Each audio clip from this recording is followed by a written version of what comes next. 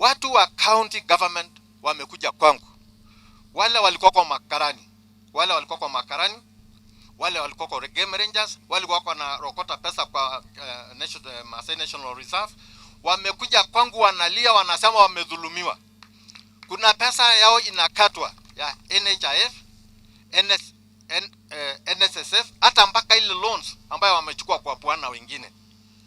Pesa inakatwa kwao, lakini haifikii NSSF, haifikii NHIF, haifikii hata bwana, hata mabengi. Watu wamekuwa maskini, watu wamesumbuka mpaka wanakuwa wagonjwa sababu wameumizwa na serikali ya Tunai.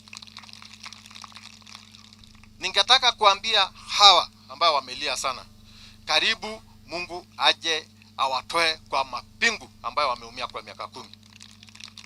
Na ningetaka kuambia NHIF, NSSF na any other statutory bodies ambao wana pesa yao inadidaktiwa, waje wafanye audit, wafuate hiyo pesa mpaka Tunai atoe hiyo pesa kabla hajawacha ofisi tarehe 9 mwezi wa 8 2022.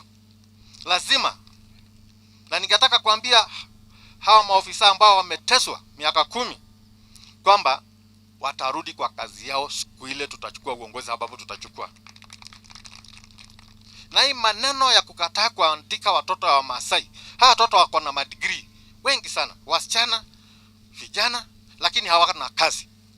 Wanaenda wana import vijana na watoto kutoka mahali zingine, wanakuja wanapewa kazi kwetu, watoto wetu wanaumia. Ningetaka kuambia Tunai, kama natafuta kazi ya senator ya Narok, kwanza akuje hapa, aende kila mahali kwa jamii ya Narok, awaambie amewafanyia nini, sababu ile amewafanyia miaka